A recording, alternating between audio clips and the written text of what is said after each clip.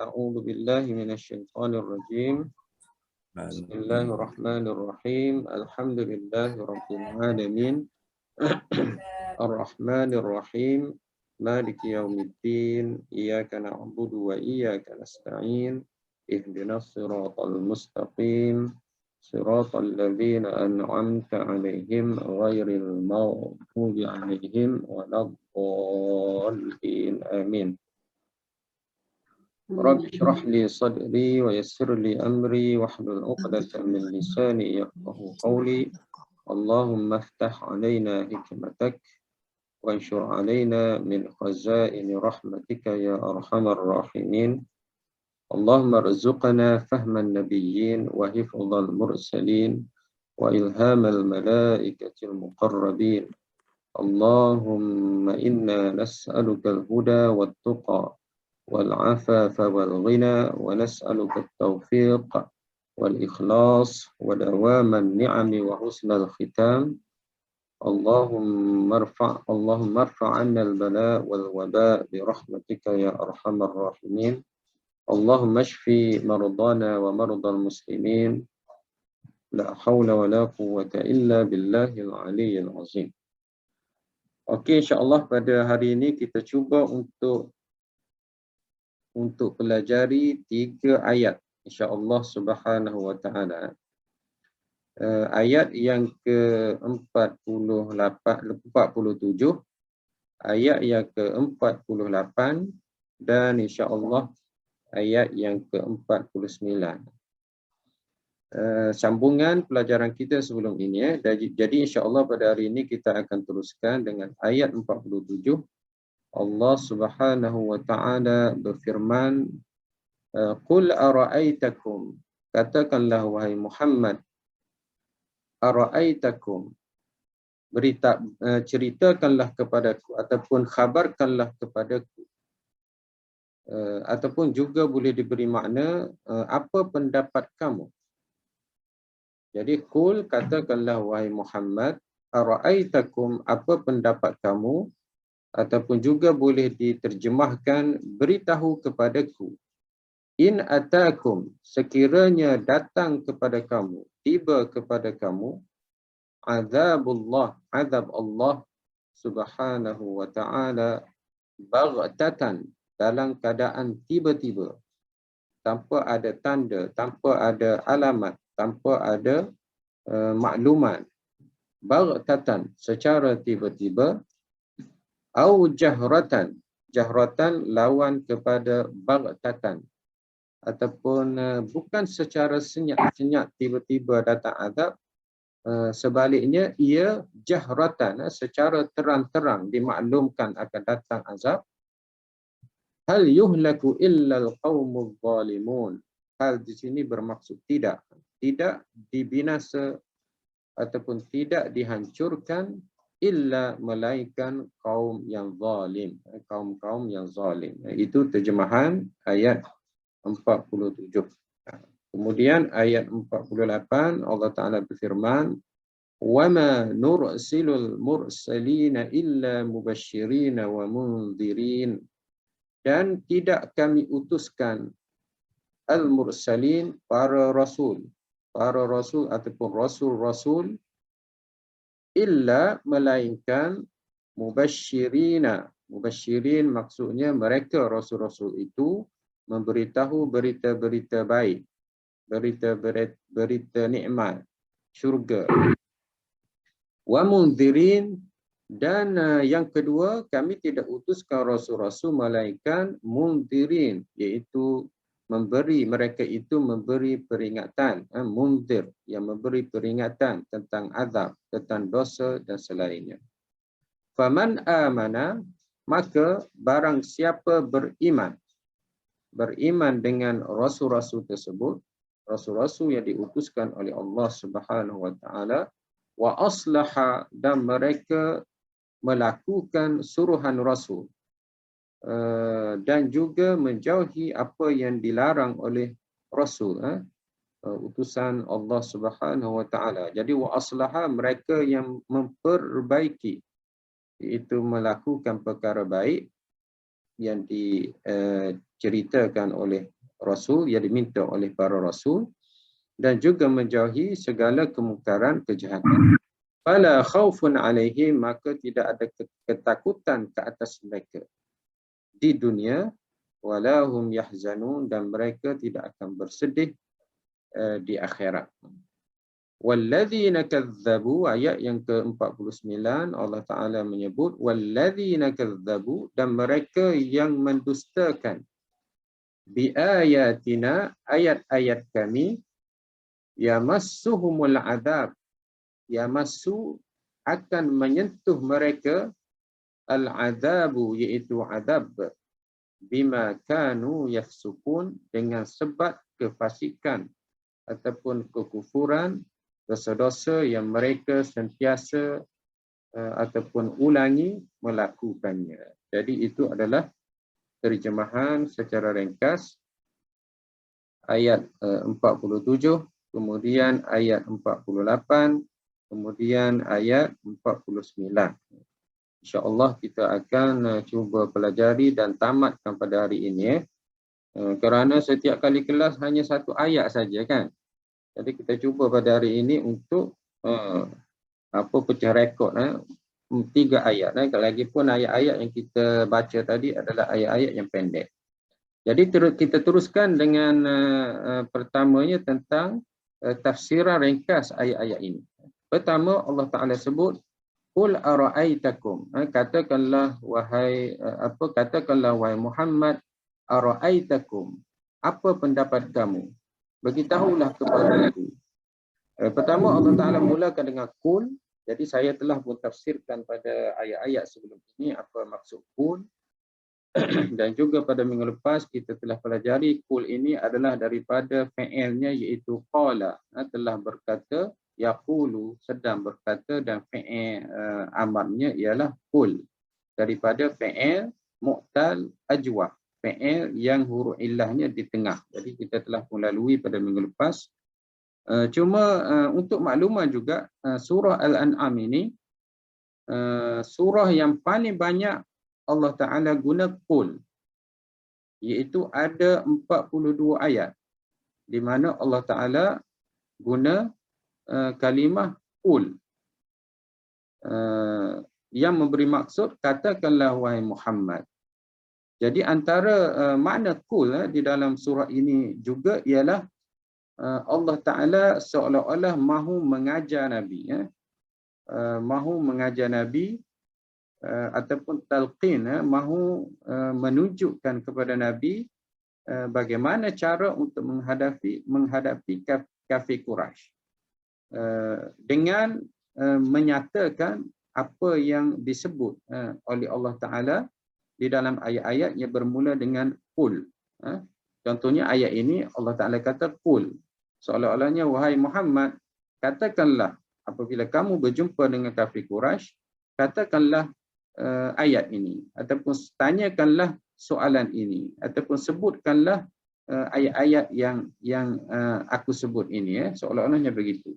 Jadi sebagaimana Nabi ditunjuk ataupun ditalqinkan oleh Allah bagaimana cara untuk berdakwah kepada kafir Quraisy, jadi kita juga boleh mengambil pendekatan yang sama. Pada minggu lepas saya sudah pun beritahu satu cara yang telah ditunjukkan oleh Nabi SAW, iaitu dengan menyebut nikmat-nikmat Allah Subhanahu Wa Taala.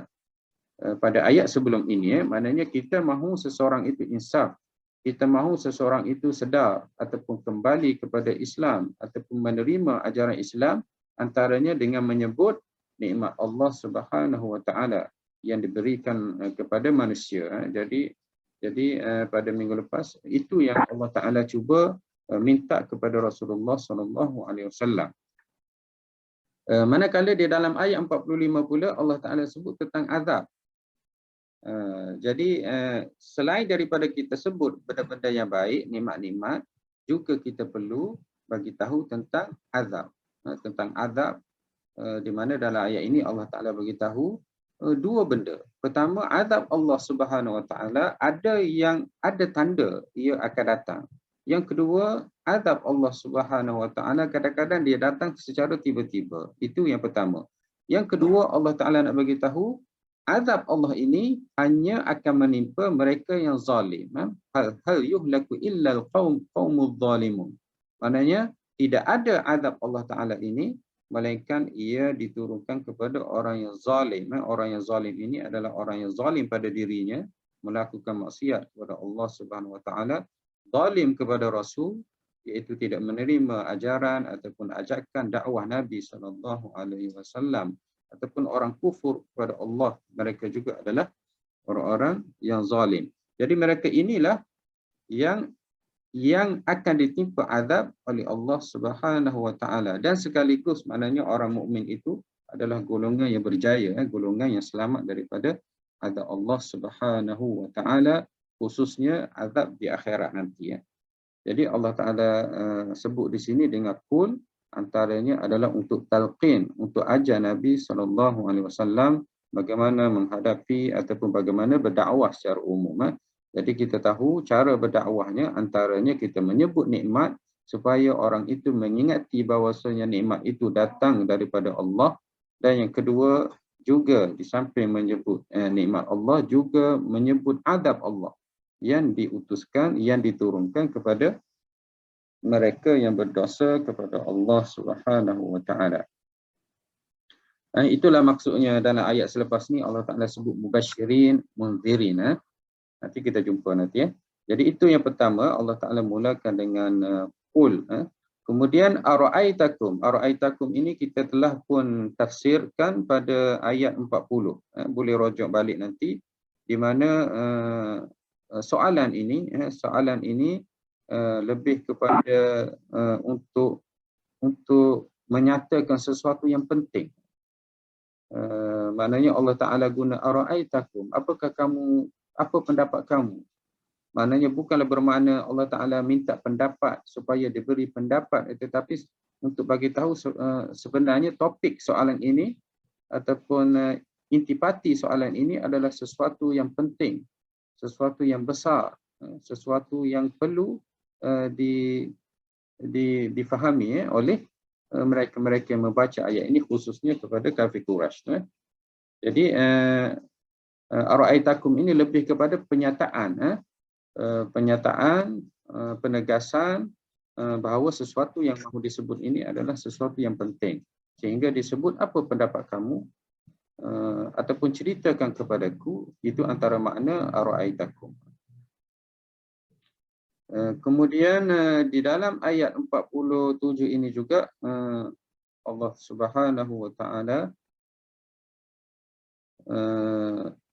memulakan dengan qul ara'aitakum in atakum azaballahi baghtatan aw jahratan hal yuhlaku illa alqaumuz zalimun. Allah Taala guna hal dengan illa.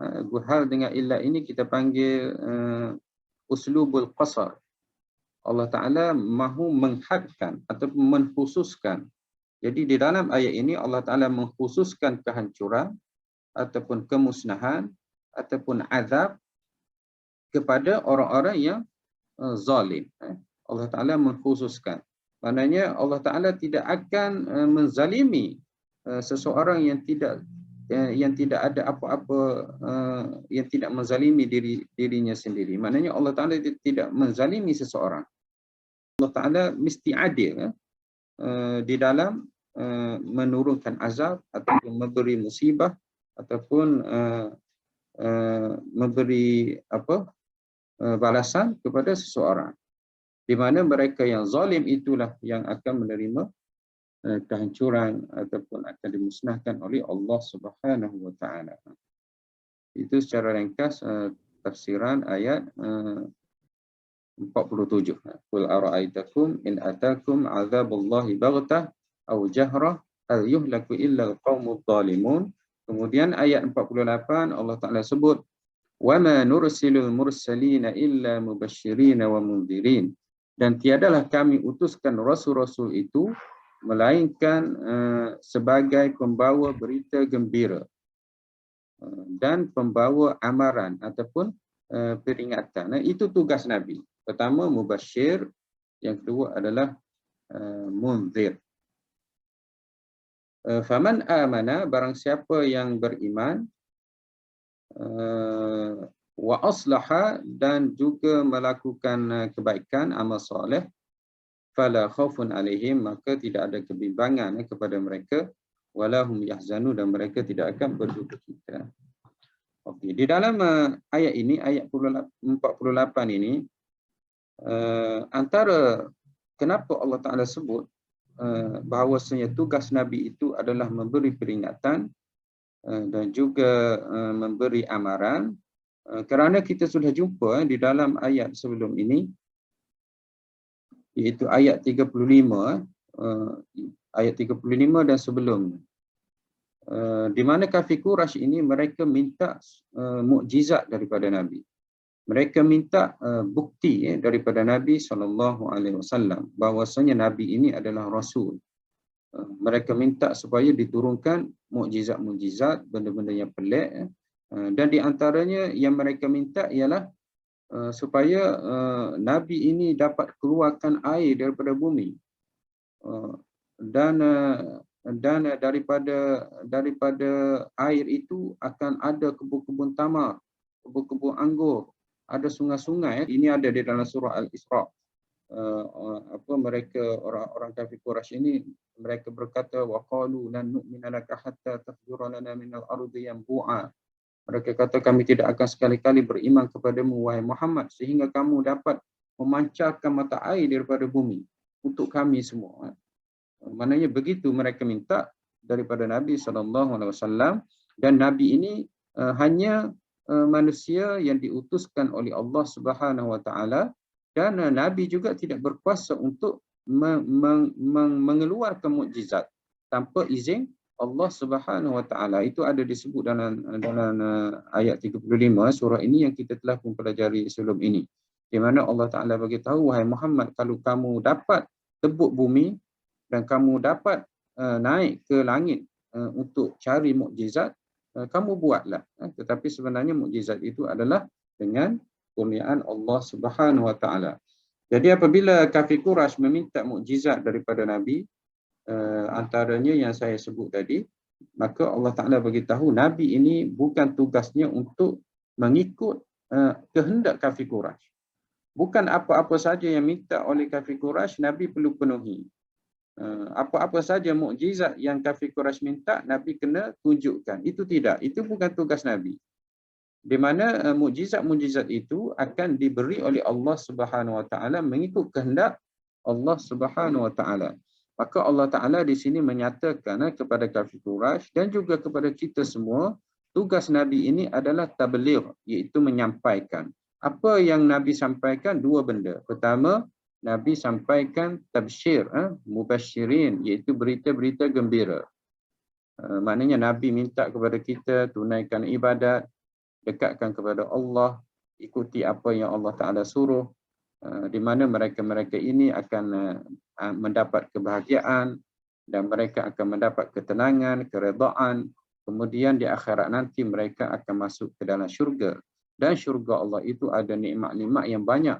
Jadi kalau kita baca Al-Quranul Karim, banyak ayat-ayat yang menyatakan tentang mubasyirin ini, berita-berita gembira, kemenangan-kemenangan orang Islam, kejayaan mereka di akhirat nanti, nikmat-nikmat syurga. Itu pertama, Nabi akan sampaikan kepada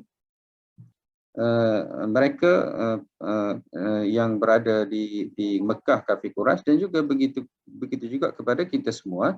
Jadi Allah Ta'ala sebut dua tugas Nabi, pertama mubasyir, yang kedua adalah munzir. Munzir ini adalah memberi peringatan, memberi amaran tentang azab Allah Subhanahu Wa Ta'ala. Jadi Nabi diutuskan antaranya adalah untuk memberitahu benda-benda yang haram, benda-benda yang Allah Ta'ala larang lakukan, maksiat-maksiat, dosa-dosa. Begitu juga benda-benda gaib, iaitu azab-azab di dalam neraka. Jadi Nabi antara tugasnya adalah memberitahu perkara-perkara yang merupakan ugutan, amaran, peringatan kepada manusia supaya mereka tidak tergolong ataupun mereka tidak terkena ataupun tidak menerima keburukan tersebut. Jadi itu Allah Ta'ala bagi tahu tugas Nabi. Seolah-olah wahai kafir Quraisy, bukan tugas Nabi untuk ikut nafsu kamu, ikut kehendak kamu, menunjukkan segala mukjizat, benda-benda yang pelik, apa yang kamu mahu.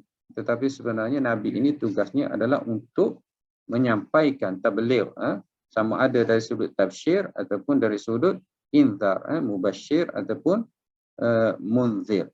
Itu tugas para Rasul sallallahu alaihi wasallam. Bukan saja Nabi Muhammad, begitu juga nabi-nabi ataupun rasul-rasul sebelumnya. Tugasnya adalah mubasyir dan juga munzir. Jadi ayat 48 itu yang pertama Allah Taala nak bagi tahu, dan diguna ma dengan illa, sama dengan atas tadi. Yang atas tadi ayat 47 tadi Allah Taala guna hal dengan illa. Uslub al-qasar juga, maknanya menghadkan, mengkhususkan. Jadi ayat 48 ini sama juga Allah Taala guna ma illa. Maknanya Nabi ini tidak lain tidak bukan hanya saja tugasnya adalah dua yang disebut ini, iaitu mubasyirin dan juga wa munzirin. Faman amana, dan selepas itu Allah Taala bagi tahu sesiapa yang beriman dengan rasul-rasul itu. Siapa yang beriman dengan apa yang dibawa oleh Nabi, Rasul-Rasul, sama ada beriman dengan berita-berita gembiranya, syurga, ibadat-ibadat, taqarrub, perkara-perkara yang mendekatkan seseorang kepada Allah, ataupun beriman dengan inzar, amaran-amaran Nabi tentang neraka, tentang dosa-dosa, maksiat-maksiat.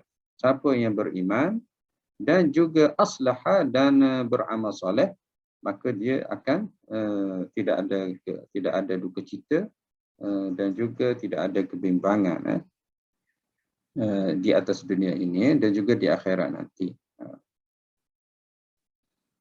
Okey, itu adalah ayat yang ke-48 dan juga ayat 49 Allah Taala sebut walladzina kadzdzabu bi ayatina, dan mereka yang mendustakan ayat-ayat keterangan kami. Sesiapa yang mendustakan ayat-ayat keterangan kami, ya massuhum, mereka akan dikenakan azab seksa dengan sebab kefasikan mereka. Pertama, di dalam ayat ini Allah Taala guna massa. Massa ini sentuh kulit. Jadi kalau kita sentuh tangan kita tersentuh dengan kulit, itu dipanggil massa. Kadang-kadang kita sentuh ada kain di atas kulit, tidak tersentuh kulit dengan kulit. Itu bukan maksudnya dengan massa. Massa ni sentuh kulit ke kulit. Jadi Allah Taala guna yamassuhumul adab, seolah-olah azab yang dikenakan kepada mereka yang dustakan ayat-ayat Allah ini tidak ada pelindung, tidak ada pelapis, tidak ada penyekat. Maknanya azab ini terus saja mengenai kulit seseorang. Dan kita banyak baca di mana ayat-ayat yang mengatakan apabila azab itu, apabila seseorang itu dibakar dengan api neraka, maka akan terbakarlah kulit. Kemudian apabila terbakar, kemudian digantikan dengan kulit yang baru. Begitulah seterusnya. Jadi azab itu Allah Taala gambarkan dengan yamassu, menyentuh kulit, terus kulit mereka tanpa ada tanpa ada sekatan ataupun tanpa ada pelindungan. Jadi mereka akan terus tersentuh dengan azab tersebut. Maknanya jasad mereka, jisim mereka akan tersentuh terus dengan azab-azab yang dikenakan kepada mereka. Jadi mereka yang mendustakan ayat-ayat Allah Subhanahu wa taala. Kemudian kenapa azab itu dikenakan ataupun dibalas kepada mereka? Allah Taala sebut bima. Bi ini ba ini huruf ja tetapi dia ba sababiyah, maknanya dengan sebab. Dan kita dah belajar tadi Allah Taala turunkan azab hanya kepada mereka yang zalim. Jadi dalam ayat ini antara kezaliman yang menyebabkan seseorang itu diturunkan azab ialah kerana yafsukun, kerana mereka fasik. kerana mereka berdosa kepada Allah Subhanahu wa taala. Jadi fasik di sini maknanya sama ada dua makna. Mereka yang kufur, dustakan Nabi, tolak Islam. Yang kedua adalah mereka yang melampaui batas Allah, iaitu melakukan dosa, sentiasa melakukan dosa kepada Allah Subhanahu wa taala. Dan Allah Taala guna bima kanu yafsukun, fi'il mudhari' di sini untuk menunjukkan kefasikan itu sentiasa dibuat, sentiasa diulangi, sentiasa berlaku. Oleh sebab kefasikan yang sentiasa diulangi, sentiasa dilakukan, maka dengan sebab itu mereka diazab oleh Allah Subhanahu wa taala. Okey, selesai tafsiran ayat 47, 48, 49. Okey, seterusnya kita cuba tengok i'rab ayat ini. Kalau ada soalan sebelum tu boleh tanya. Okey, ada soalan nak tanya? Ustaz, Sila, Haji. saya nak bezakan dengan ayat amanah tu. Apa beza allazina amanu dengan mukminun? Alladzina amanu dengan Mukminun. mukminun. Apa dia punya perbezaan itu? Selalu kita tempuh ayat tu, amanah tu. Ada allazina amanu, dia kemudian mukminun. Okey. Pertama dari sudut kata itulah kalau Allah Taala guna, sekejap je saya type. Pertama kalau amana,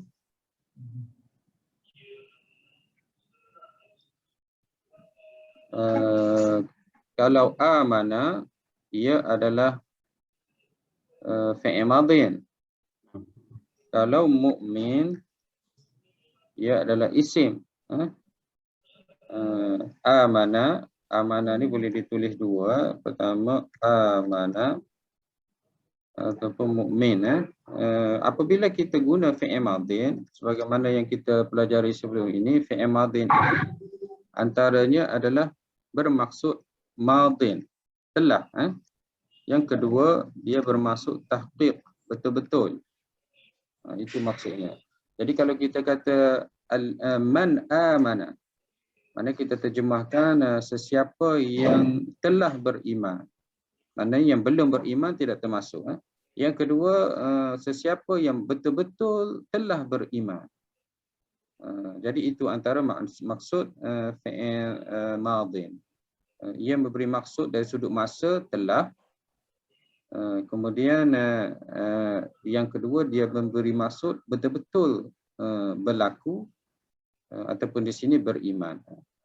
Kemudian yang kedua, mukmin ini isim.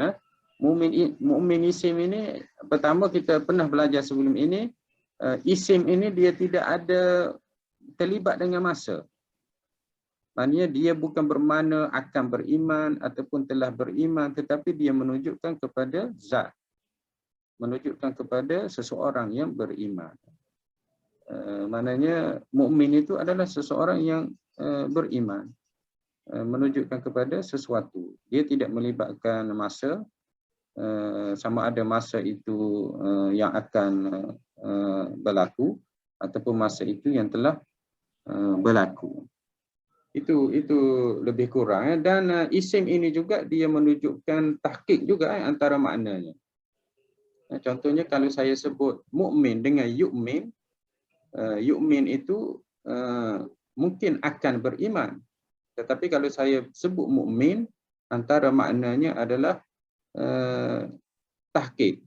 Seseorang itu telah beriman. Ataupun bermaksud, ialah bila saya sebut seseorang itu mukmin, maknanya dia telah beriman. Tapi kalau dia tidak beriman, saya tidak akan sebut mukmin. Itu antara makna isim. Dia menunjukkan sesuatu itu yang tetap, bukan berubah-ubah. Mukmin. Tetapi kalau fi'il, dia berubah-ubah. Sama ada madin ataupun mudhari. Kalau mudhari' dia belum lagi buat. Kalau madhi dia telah buat. Itu aja sedikit jawapan daripada soalan Haji tadi. Saya masukkan ini, saya nak tahu allazina amanu dengan mukminu tu ada macam allazina amanu tu orang yang beriman, mukminun tu memang saya katakan memang dia dah beriman. Ada beza tak di segi ibadah daripada apa ni derajat antara dua tu. Orang allazina yu'minu allazina amanu dengan Okey, mukminun. mungkin maksud Haji macam ni. Allazina amanu hum mu'minun, macam tu. Begitu. Beza antara tu. Jadi kenapa amanu di sini mukminun begitu Dia punya peringkat tu macam mana? Allazina amanu tu macam mana, yang mukminun tu macam mana peringkat? Derajat seorang tu. Ya, sama jawapan dia Haji. Amanu itu dia telah beriman. Jadi mereka yang beriman itu sudah pasti mereka itu adalah dipanggil mukminun. Itulah alladzina amanu, mereka yang telah beriman, hum mu'minun, mereka itulah adalah orang-orang yang dipanggil mukminun. Tapi kalau dia guna alladzina yu'minu, mereka yang akan beriman, sebabnya fi'il mudhari' ini dia ada dua makna, mereka yang sedang ataupun masih, ataupun yu'minun akan beriman, tidak iman lagi, belum layak dipanggil mukmin. Contohnya kalau saya kata alladzina yu'minuna. Jadi fi'il mudhari' kan? Fi'il mudhari' ini dia memberi makna tiga. Pertama, akan buat, tak buat lagi. Contohnya kalau saya kata adhab, saya tak pergi lagi tapi saya akan pergi. Ataupun dia bermaksud sedang, saya sedang pergi. Ana adhabu ila suq, kita duduk dalam kereta kan, duduk sedang memandu kereta. Itu bermaksud sedang. Ataupun dia juga bermaksud masih. Jadi kalau diguna yu'minun, alladzina yu'minu hum mu'minun, jadi tidak sesuai kerana yu'minun ini antara maknanya akan beriman. Jadi orang yang akan beriman belum layak dipanggil mukmin. Tetapi kalau orang yang telah beriman, hum mu'minun, mereka itulah yang dipanggil mukmin. Okey aja. Itu maksud Haji kan, lebih kurang saja maknanya. Okey. Jadi kalau amanu fi'il madhi dia bermaksud telah beriman. Mukminu juga adalah antara makna isim ini, dia adalah bermakna tidak berubah. Maknanya mukmin itu beriman, jadi tetap sifat iman itu ada padanya. Itulah saya guna isim mukmin. Maknanya guna isim menunjukkan sesuatu itu tetap ada pada seseorang.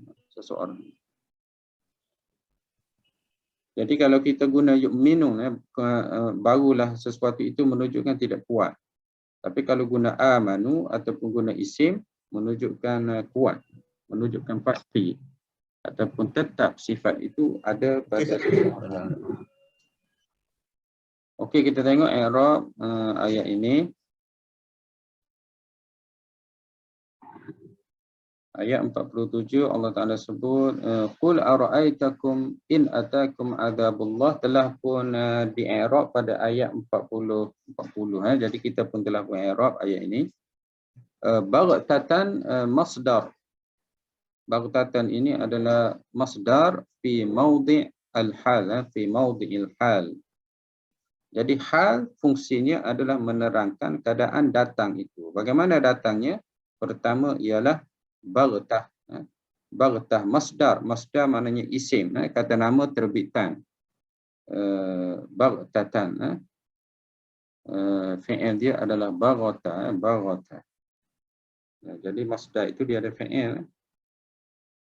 Fi'il dia adalah baghtha yabghatu, dia punya fi'il dia. Jadi baghtatan adalah kata nama terbitan. Jadi setiap fi'il ada kata nama terbitannya. Jadi baghtatan itu adalah isim, kata nama masdar fi maudhi'il hal, di dalam kedudukannya adalah hal bagi ayat ini, ara'aitakum in ataakum adzabullah. Kemudian au jahratan, au ini adalah huruf ataf, ma'tuf ala baghtah.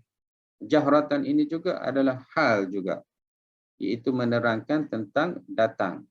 Jadi ada au di tengahnya. Au ini adalah pilihan, sama ada dia datang secara tiba-tiba ataupun dia datang ada makluman ataupun ada tanda-tanda azab itu. Jadi ada dua pilihan, ataupun kita boleh terjemahkan sama ada. Kemudian hal lil istifham, lal istifham untuk hal ini adalah kata tanya, bermaksud adakah, tetapi maknanya adalah nafi. Maknanya adalah nafi. Boleh kita katakan istifham inkari. Istifham inkari. Maknanya Allah Subhanahu Wa Taala nak bagi tahu bahawasanya orang yang ditimpa azab oleh Allah Subhanahu Wa Taala tidak lain tidak bukan adalah orang-orang yang kaum-kaum yang zalim. Jadi hal adalah kata soal dan dia memberi makna tidak. Yuhlaku mudhari' mabniyun lil majhul. Yuhlaku asalnya adalah yuhliku. Ahlaka yuhliku. Tapi dibaca dengan yuhlaku. Yuhlaku kerana dia adalah mabni lil majhul. Kalau ikutnya ahlakallah, ahlakallah, ahlakallah, la ahlakallah illa alqaumul zalimun. Itu maksudnya. Maksudnya ada tanda, ada fa'il Allah, tetapi dibuang Allah, dibaca dengan yuhlaku mudhari' mabniyun lil majhul. Dan marfu', marfu' maknanya yuhlaku, kaf itu kita baca dengan baris hadapan. Illa lil hasri sebagaimana yang saya bagi tahu tadi, iaitu untuk menghadkan atau mengkhususkan. Menghadkan ataupun mengkhususkan, boleh kita terjemahkan hanya saja ataupun tidak lain tidak bukan.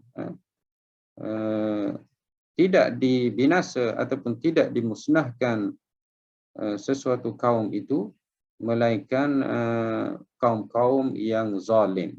Kaum-kaum yang zalim. Qaumu naib al-fa'il, naib kepada yuhlaku. Yuhlaku qaumu. Jadi naib fa'il dibaca dengan qaumu. Kalau ikutnya adalah ahlakallahu illal qauma. Kemudian al-zalimu na'at. Na'at kepada kaum. Na'at ini maknanya sifat. Jadi Allah Ta'ala musnahkan ataupun hancurkan kaum. Kaumnya sifatnya apa? Iaitu al-zalimun. Iaitu sifat-sifat, apa sifatnya adalah zalim. Zalim. Na'at kepada kaum, marfu'un bil wawi. Marfu'nya dengan waw, dibaca dengan zalimuna.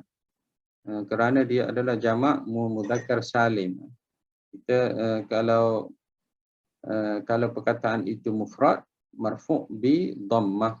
Kalau muthanna, marfu' bi al-alif.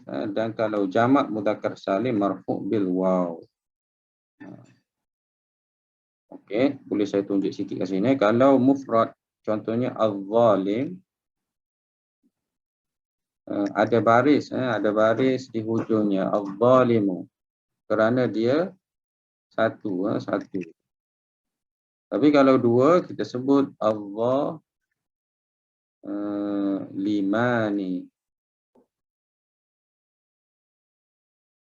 Kita tambah alif nun, menunjukkan dua orang zalim. Ini adalah dua orang. Kemudian kalau ramai, Allah limuna. Saya tambah waw nun. Waw nun itu menunjukkan ramai. Jadi waw nun itu menunjukkan ramai. Ini 3 ke atas. 3 ke atas. 3 ke atas. 3 orang ke atas, dia adalah al-zalimun ditambah waw nun. Jadi kalau yang atas ini disebut marfu'un bil dhammah. Dhammah itu adalah tanda hari hadapan tu. Kalau yang ini disebut marfu' bi al-alif. Alif ni alif ni tanda marfu'nya. Kemudian kalau yang ini zalimun jamak ni ramai, marfu' bi al-waw. Itulah sebut dia bagi tahu marfu' bil waw. Kenapa? Kerana az-zalimun ini adalah jamak lelaki, jamak mudzakkar salim. Jadi perkataan ini dalam bahasa Arab ini dia ada bilangan. Kalau az-zalimun seorang, marfu'nya dengan baris hadapan ni. Kalau dua orang, marfu'nya dengan alif ni. Kemudian kalau ramai, marfu' dengan waw. Nah, jadi dalam kitab tadi kita jumpa marfu' bi al-waw, na'at lil qaum marfu'un bil wawi al-zalimuna. Okey, selesai ayat 47. Kemudian ayat 48 waw istinafiyah. Waw istinafiyah wa ma nursilu. Maknanya ayat istinafiyah ini ataupun ibtidaiyah, maknanya ini adalah ayat baru, tidak ada kaitan i'rabnya dengan sebelumnya. Kemudian ma nafiyah, ma ini adalah kata nafi, menunjukkan tidak. Nursilu mudhari' marfu', fi'il mudhari' dan dia adalah hukumnya marfu'. Tanda marfu'nya adalah nursilu, lam itu baris hadapan. Wal fa'ilu, dan fa'ilnya adalah mustatir. Fa'il dia adalah tidak tersembunyi. Takdir dia adalah nahnu. Kita dapat tahu apabila kita sebut nur. Nun itu nur silu. Asalnya adalah arsala yursilu. Kalau yursilu huwa, kalau ursilu ana, kalau nursilu nahnu. Bagaimana kita tahu nahnu? Huruf mudhari' itu, huruf mudhari' yang ada sebelumnya. Kalau nun, maknanya nahnu. Huruf mudhari' ini dia ada 4 saja. Dia ada 4 saja huruf fi'il mudhari'. Contohnya kita jumpa tadi nursilu. Nursilu. Jadi huruf yang ditambahnya ialah nun. Selain daripada nun, huruf mudhari' juga adalah alif, nun, ya, dan ta. Kemudian ta. Jadi ada satu lagi nun yang kita guna kan. Jadi ada 4 saja huruf yang ditambah di awal fi'il mudhari'. Jadi kalau tambah nun bermaksud kami. Kalau tambah nun ini bermaksud kami. Kalau tambah alif, contohnya saya kata ursilu. Ursilu. Ursilu bermaksud saya. Ana. Kalau yursilu bermaksud huwa. Kalau tursilu bermaksud anta ataupun hiya. Jadi fi'il mudhari' tidak ada lagi huruf lain yang diletak di depan dia. Sama ada alif ataupun ya ataupun ta di depan dia, ataupun nun. 1, 2, 3, 4 saja di depan dia. Di depan dia itu di awal dia itu hanya diletak 4 saja huruf, dan huruf ini dipanggil huruf mudhara'ah, huruf fi'il mudhari'. Dan di belakang dia fi'il mudhari' ini sama ada diletak alif nun di belakang dia, di hujung dia, sama ada ditambah alif nun ataupun ditambah waw nun ataupun ditambah ya nun ataupun ditambah nun. Itu saja yang ditambah. Kalau ditambah alif nun menunjukkan 2. Kalau ditambah waw nun menunjukkan ramai. Kalau ditambah ya nun menunjukkan seorang perempuan. Kalau ditambah nun sahaja menunjukkan ramai perempuan, ramai perempuan. Hunna, hunna. Jadi kalau kita tambah nun saja di belakang, hunna, ramai perempuan. Ataupun antunna. Antunna, ditambah nun. Kalau tambah ya nun, maksud anti, seorang perempuan. Kalau tambah waw nun, bermaksud hum ataupun antum, ramai lelaki. Kalau tambah alif nun, dia bermaksud huma ataupun Kenapa tak ada suara? okey, dengar tadi ada terputus internet line masalah sikit. Jadi huruf yang di awal mudhari' ini ditambah 4 huruf saja, iaitu alif, ya, ta, nun, dan di akhirnya ditambah sama ada alif nun ataupun waw nun ataupun ya nun ataupun nun saja. Itu fi'il mudhari'. Jadi tadi kita jumpa nursilu, nursilu ditambah nun. Apabila ditambah nun maksudnya nahnu. Maksudnya di sini adalah nahnu. Jika ditambah alif maksudnya ana. Jika ditambah ya maksudnya huwa dan ganti nama yang ketiga, huwa, huma, hum, kemudian hiya, huma, hunna, hunna ditambah ya. Kalau hiya ditambah ta. Jadi kalau ta bermaksud awak ataupun dia perempuan, hiya. Hiya perempuan juga diguna ta. Kemudian di belakangnya kalau alif nun menunjukkan 2, kalau waw nun menunjukkan ramai lelaki, kalau ya nun menunjukkan seorang perempuan, anti, awak seorang perempuan, dan jika na saja bermaksud ramai perempuan. Itulah fi'il mudhari'. Tidak susah pun, kita hanya ingat huruf tambah di depan, huruf tambah di belakang. Contohnya zahaba, pergi. Saya nak bagi tahu saya pergi, kita pun azhabu. Kalau mereka pergi, mereka pergi. Jadi kita dah belajar tadi mereka, dia ganti nama ketiga. Jadi tambah ya.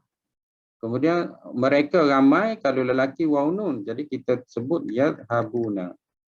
Kita tambah waw nun di belakang. Dan mereka ganti nama yang ketiga iaitu dia. Dia berdua mereka. Kita tambah ya. Jadi yadhabuna. Tambah di depan huruf alif ataupun ya ataupun ta ataupun nun. Dan tambah di belakang sama ada alif nun ataupun waw nun ataupun ya nun ataupun nun saja. Nah. Jadi itu adalah secara ringkas fi'il mudhari', di mana di sini dia sebut wal fa'il mustatir taqdiruhu nahnu. Jadi bagaimana kita nak takdirkan fa'il itu, kita lihatlah kepada fi'il mudhari' itu. Kalau ada nun maknanya nahnu. Kalau ada alif maknanya ana. Kalau ada ya sebelumnya di awalnya maknanya huwa. Kalau ada ta maknanya hiya ataupun anta. Ya, begitu kan.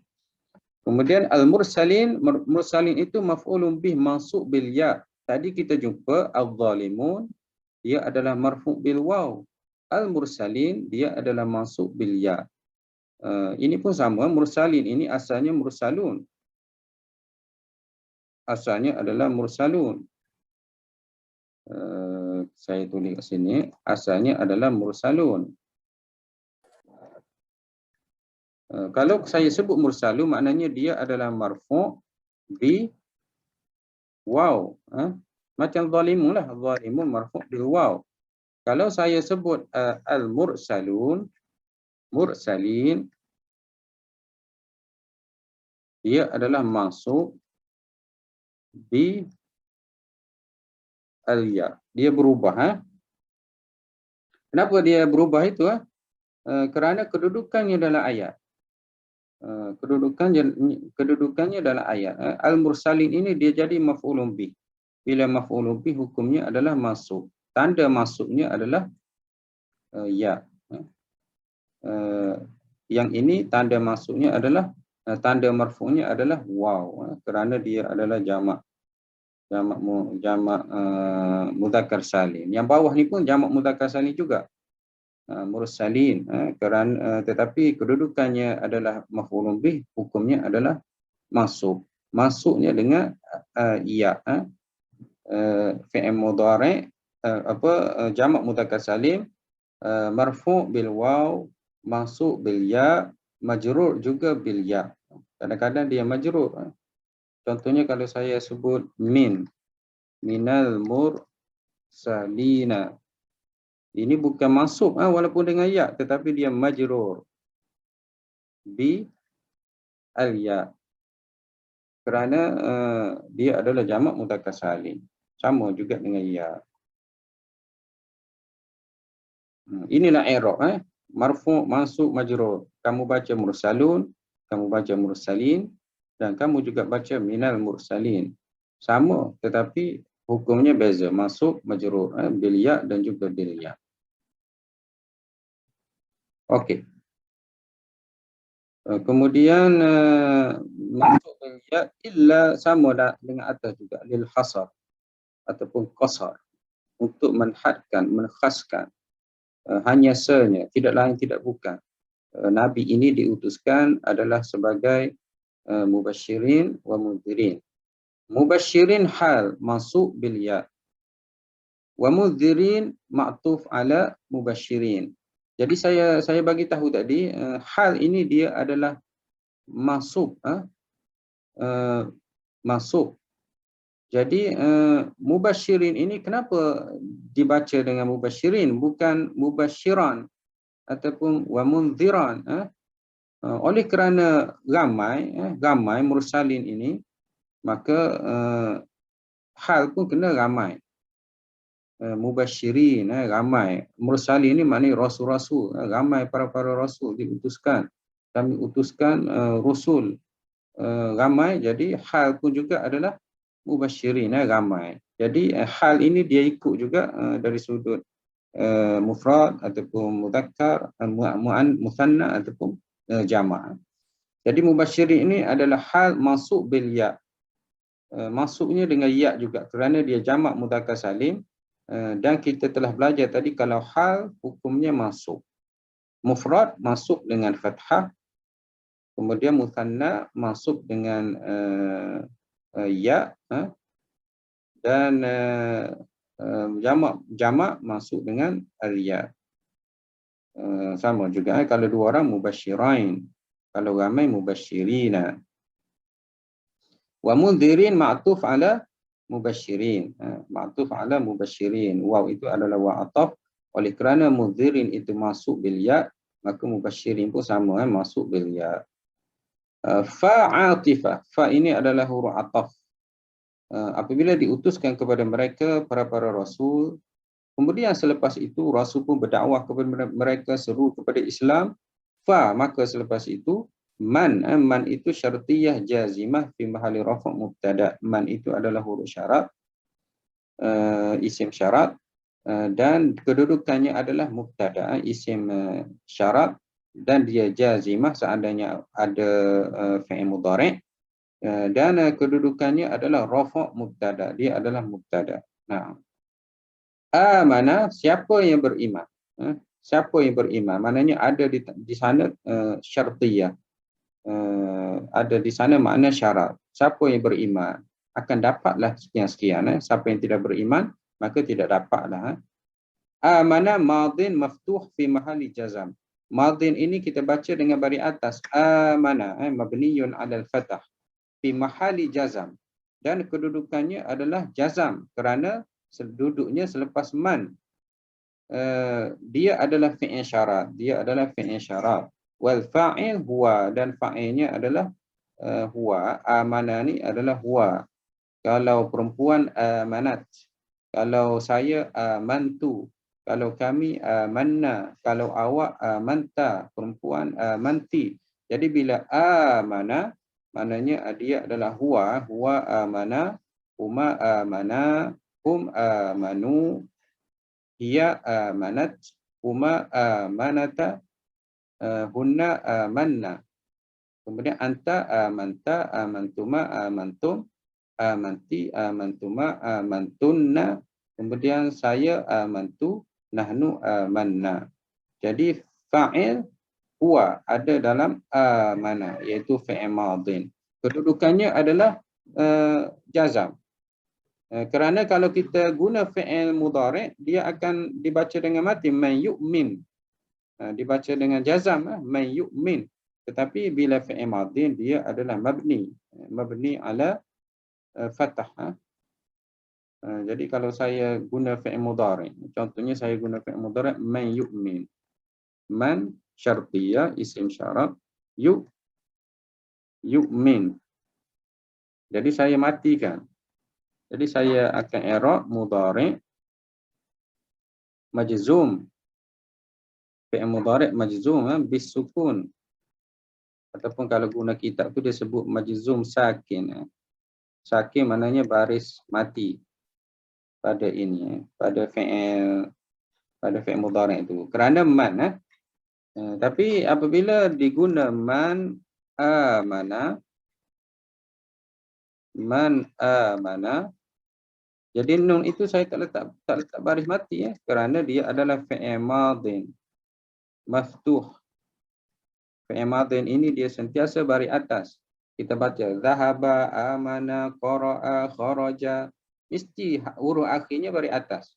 Kerana dia adalah mabniyun. Fi'il madin ini dia tetap kekal barisnya, mabniyun 'alal fathi. Bagi amana. Jadi amana itu adalah madin maftuh fi mahalli jazam. Kenapa dia fi mahalli jazam? Kerana duduknya selepas man, isim syarat. Jadi fi mahalli jazam. Saya dah tunjuk tadi kalau fi'il mudhari' kita akan baca dengan jazam, baris mati. Wa aslaha mithlu amana, sama saja. Aslaha pun sama dengan amana, cuma bedanya adalah bentuk kata saja. Aslaha af'ala, amana fa'ala. Wa ma'tuf alaihi, dan ma'tuf kepada amana, samalah juga, dia adalah madhi maftuh fi mahalli jazam, fi'il syarat. Man amana, jadi dua benda kena ada. Pertama, beriman. Tidak cukup dengan beriman, kena aslah, melakukan amal soleh. Biasa kita sebut alladzina amanu wa amilus solihat, itu adalah syarat. Syarat hati pertama iman, yang kedua perbuatan, iaitu jawarih kita, anggota badan kita. Jadi hati saja beriman tapi tidak diikuti dengan amal, maka tidak cukup. Jadi diletak huruf ataf, maknanya musyarakah, mesti ada dua benda ini. Syaratnya adalah dua benda ini. Apa? Pertama ialah amana, beriman. Yang kedua adalah aslaha, iaitu melakukan amal yang soleh. Maka apa yang dia dapat? Fa rabitah li jawab syarti. Fa ini adalah pengikat untuk menunjukkan ayat selepas itu adalah jawab syarat. Ganjaran siapa yang menepati dua syarat sebelumnya. Maknanya fa ini adalah dia adalah jawab ataupun memberitahu balasan kepada sesiapa yang menepati syarat yang disebut sebelumnya. Apa syaratnya? Iaitu beriman. Beriman dengan siapa? Dengan rasul-rasul. Apa yang dibawa oleh rasul. Apa tugas rasul? Mubasyirin wa munzirin disebut sebelum ini. Jadi siapa yang beriman dengan rasul, apa yang dibawa oleh rasul tentang syurga, neraka, maksiat, ibadat dan sebagainya, semuanya mereka percaya dan mereka lakukan. Wa aslaha, bukan sahaja percaya beriman tetapi juga melakukan, menzahirkan dengan perbuatan, kelakuan, melaksanakan amal-amal yang soleh. Maka mereka yang menepati syarat ini, apa dapatnya ialah la khaufun alaihim. La itu nafiyah, nafiyah huruf nafi. Khaufun takut, tidak takut. Ada yang mentafsirkan takut ini di atas dunia ini. Sebenarnya orang beriman dia tidak takut kerana hatinya adalah beriman kepada Allah. Tidak ada yang dapat memberi mudarat kecuali Allah dengan izin Allah Subhanahu Wa Taala. Tidak ada yang dapat menyembuh kecuali Allah Subhanahu Wa Taala. Hatinya sentiasa bergantung kepada Allah Subhanahu Wa Taala, berpegantungan dari sudut rezekinya, pergantungan dari sudut sakit sembuhnya, pergantungan dari sudut manfaat mudaratnya. Maknanya hatinya tidak takut kepada manusia. Kerana sehebat mana manusia, setinggi mana manusia, segagah mana manusia, Dia tidak dapat mendatangkan kelukaan, kesakitan, kemudaratan tanpa izin Allah Subhanahu Wa Taala. Jadi orang beriman ini dia tidak takut. Sebabnya dia takut kepada Allah. Yang masalah takut itu apabila takut kepada Allah itu kurang, kita akan takut kepada manusia, kita akan percaya ataupun kita berpegang bahawasanya makhluk itu memberi kesan, memberi bekas dan selainnya. Jadi la khaufun alaihim, alaihim itu adalah muta'alliqun bimahdhuf khabar, bimahdhuf khabar. Khaufun ini mubtada, mana khabarnya? Khabarnya mahzuf. Maknanya la khaufun kainun alaihim, maknanya tidak ada ketakutan ada padanya dalam kehidupannya di atas dunia. Wa atifah, wa ini adalah huruf ataf, la zaidah, diulang la itu dipanggil zaidah. Zaidah ni maknanya tidak perlu, tetapi Allah Ta'ala sebut di dalam Al-Quran dari sudut fungsinya di dalam ayat ini adalah li ta'kidun nafi, untuk menyatakan, menguatkan penafian. Maknanya mereka itu tidak takut di atas dunia dan mereka juga tidak takut. Diulang balik tidak takut itu diulang balik la tidak itu pada ayat selepasnya, selepas wa itu adalah li ta'kidun nafi, maknanya tidak sekali-kali mereka tidak takut dan tidak sekali-kali mereka itu yahzanuna, akan bersedih. Akan bersedih maknanya ada ulama tafsirkan iaitu di akhirat nanti mereka tidak akan bersedih. Mungkin atas dunia ini mereka ada kesedihan, ada kesakitan, ada ujian, ada kesusahan. Tetapi di akhirat nanti mereka tidak ada lagi sebarang kesedihan, sebarang kesakitan, kedukaan dan selainnya. Di akhirat nanti walahum yahzanuna. Yahzanuna, mereka tidak akan bersedih. Kemudian ayat 49, walladhi, wa itu atifah. Wa itu adalah huruf ataf.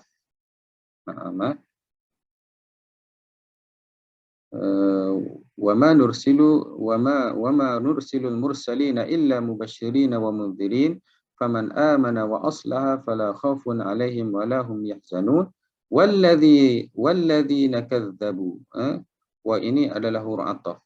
Faman amana, siapa yang beriman, dan mereka yang mendustakan. Orang yang beriman tidak ada kedukaan, ketakutan, dan bagaimana pula orang yang mendustakan. Jadi Allah Ta'ala sebut waw itu atifah, alladhi isim mausul, kata hubung maftuh, nun itu bari atas dan dia adalah mubtada. Dan mereka yang itu adalah mubtada dan dibaca dengan alladzina, nun itu bari atas. Kadzabu madin, kadzabu ini diguna dengan wazan fa'ala, maknanya mereka bukan sekali dusta, mereka adalah pendusta, mereka adalah orang yang banyak mendustakan Islam, mendustakan dakwah Nabi, mendustakan Rasulullah sallallahu alaihi wasallam. Dan diguna dengan fi'il madhi, maknanya mereka ini adalah sememangnya orang yang betul-betul mendustakan Rasulullah sallallahu alaihi wasallam. Mendustakan ayat-ayat Allah yang dibawa oleh Nabi kita Muhammad sallallahu alaihi wasallam, ataupun mendustakan para rasul. Jadi kadzabu madhi madmum wal waw fa'il. Waw pada kadzab, di sini dipanggil dhamir ataupun wawul jamaah, dan dia adalah fa'il. Fa'il kembali kepada hum. Jadi kalau kadzaba huwa, kalau huma kadzaba, kalau hum kadzabu. Jadi waw itu adalah fa'il. Fa'il maknanya orang yang dusta. Siapa mereka? Hum. Mereka itu adalah musyrikun ataupun al-zalimun al-kafirun. Mereka itu yang mendustakan ayat-ayat Allah Subhanahu wa taala. Bi ayatina bi ayati muta'alliqun bi kadzabu. Maknanya mereka mendustakan. Dustakan apa? Iaitu ayat-ayat, tanda-tanda kebesaran Allah ataupun ayat-ayat Al-Quran, kitab-kitab Allah yang diturunkan kepada para rasul, mereka telah mendustakan. Mereka tidak menerima, mereka menolak. Itu maksudnya kadzabu. Dan dia adalah mudhaf. Na adalah mudhafun ilaih. Bi ayati. Bi ba itu huruf jar. Ti itu adalah majrur dengan kasrah bari bawah. Dan wahwa mudhaf. Na itu adalah mudhafun ilaih. Yamassu. Yamassu. Massa yamassu. Mudhari' marfu'. Fi'il mudhari' dan hukumnya marfu'. Tanda marfu'nya adalah su, dibaca dengan baris hadapan. Massa yamassu, iaitu menyentuh kulit ke kulit ataupun tersentuh kulit. Hum maf'ulun bih. Maf'ulun bih iaitu mereka. Al-'adab fa'il. Fa'il ini maknanya yang menyentuh mereka. Apa iaitu azab? Azab itulah yang menyentuh kulit mereka. Mereka itu kembali kepada az-zalimun, orang-orang yang zalim, iaitu orang-orang kafir, orang-orang yang melakukan dosa kepada Allah Subhanahu Wa Taala, dan juga kembali kepada al-fasiqun, orang-orang yang fasik, yang disebut di dalam ayat sebelumnya. Jadi ayat sebelumnya Allah Taala sebut hal yuhlaku illa al-qaumuz zalimun, tidak dihancurkan melainkan orang yang zalim. Dan Allah Taala sebut pula selepas itu ialah adalah ayat ini Allah Taala sebut al-fasiqun, itu orang-orang yang fasik. Al-'adab fa'il, ba bi itu adalah sababiyah lil jar. Ba itu adalah huruf jar, tetapi maksud huruf jar di sini adalah sababiyah, menerangkan sebab. Ba ini ada beberapa makna. Sababiyah ada juga adalah alat. Contohnya saya makan dengan tangan, maknanya menggunakan alat tangan ataupun sudu. Di sini ba di sini bermaksud sababiyah, sebab. Jadi kita boleh terjemahkan dengan sebab. Dengan sebab ma masdariyah, dengan sebab apa-apa. Ma masdariyah ni maknanya gabungan ma dengan kanu. Ataupun ayat sebelumnya adalah boleh ditakwil dengan masdar. Bisababi kaunihim, bisababi fisqihim, dengan sebab kefasikan mereka, dengan sebab keadaan mereka itu adalah yafsukun, sentiasa melakukan kefasikan. Jadi ma masdariyah ini, ma dengan kanu ini boleh ditakwil kepada masdar. Saya tulis kat sini macam mana masdarnya.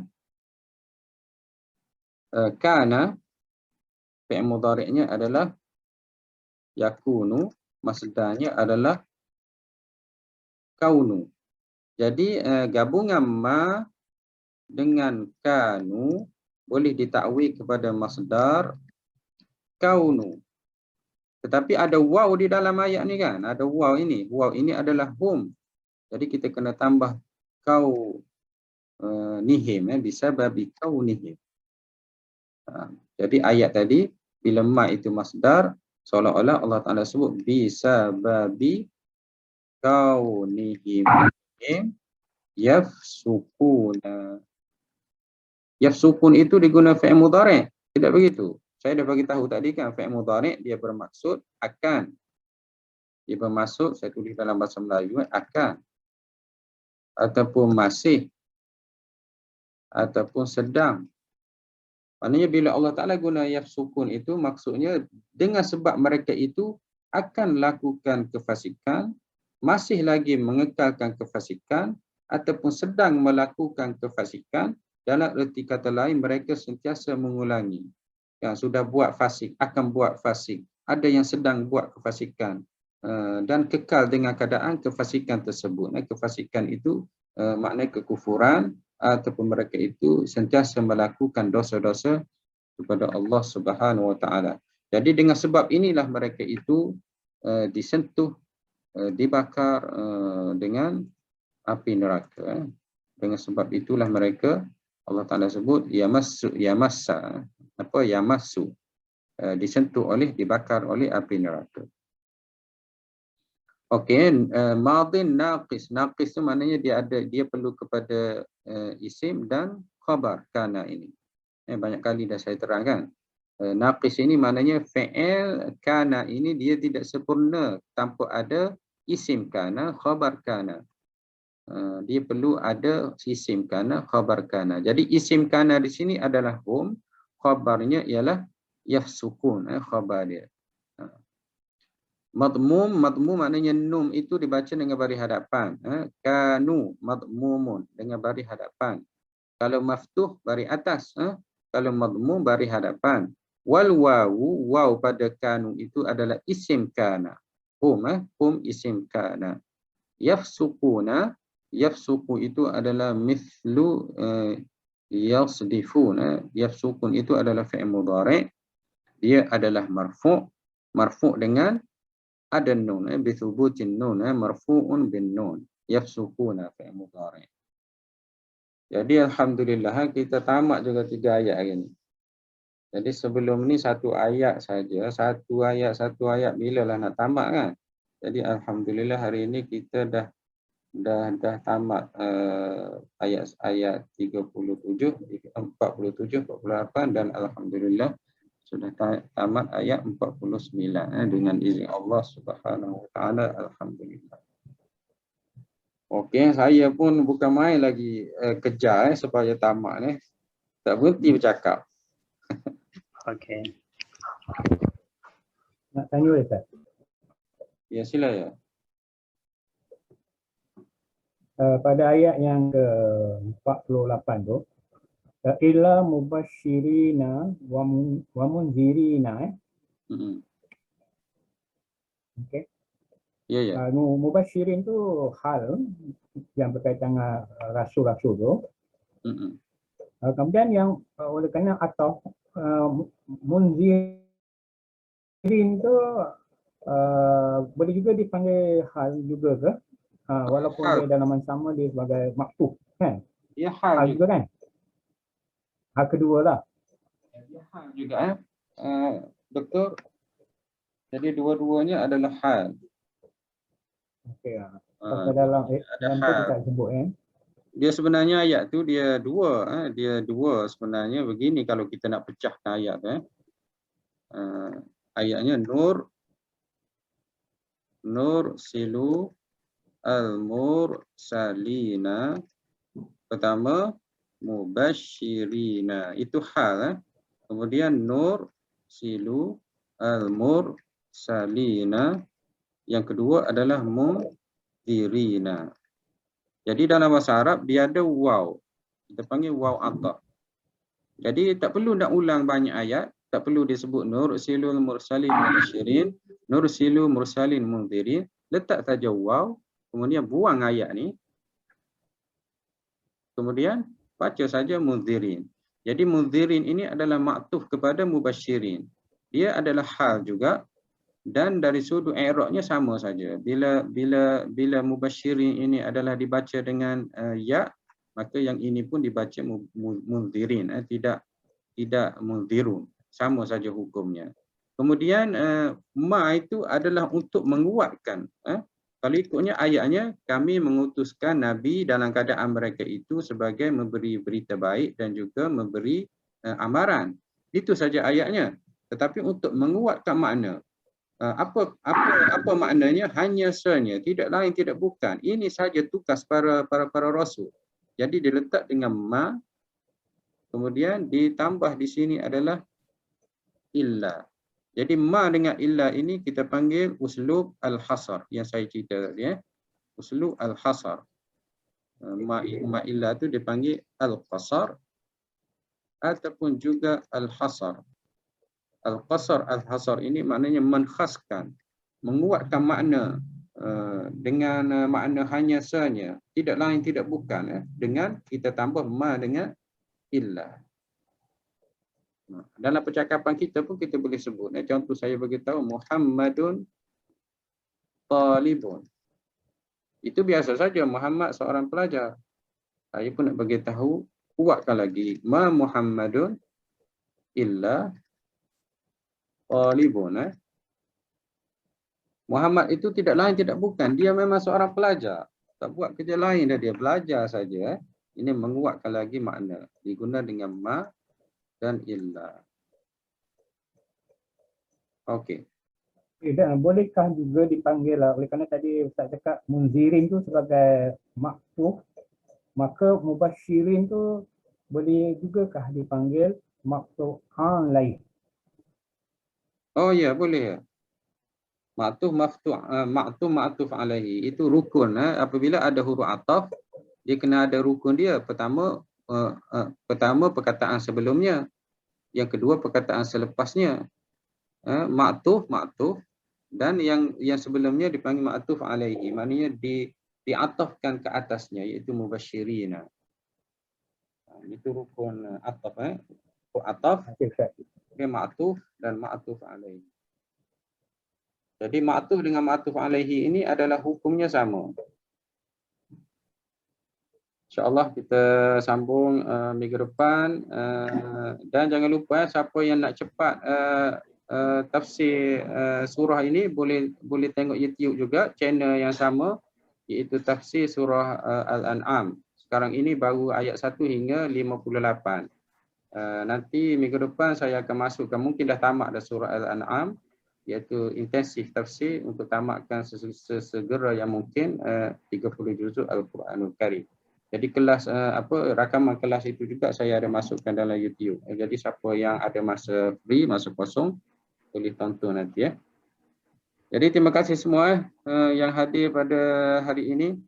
Nampaknya kehadiran pada hari Selasa lagi ramai. Hari Jumaat tidaklah seramai hari ini. Hari ini dalam 16 orang. Alhamdulillah. Hari Jumaat. Alhamdulillah. Saya dalam 10 orang. Nanti bagi tahu rakan-rakan yang lain, siapa yang tak ada buat apa hari Selasa, boleh datang, masuk kelas, sama-sama belajar, sama-sama kita kongsi. InsyaAllah subhanahu wa ta'ala. Jadi Ada poster Ustaz, ada poster sikit boleh? poster tu tak ada lah pula. Nanti saya buat insyaAllah subhanahu wa ta'ala. Jadi kita boleh terus sebar dia. Jadi ramai lagi. Jadi terima kasih semua. Allah Ta'ala berkati kita semua, jauhi kita Amin. segala penyakit, segala musibah, beri kekuatan, istiqamah kepada kita untuk terus memahami ya Allah Subhanahu wa taala. Barakallahu fikum wa jazakumullahu khair. Wassalamualaikum warahmatullahi wabarakatuh. Iya.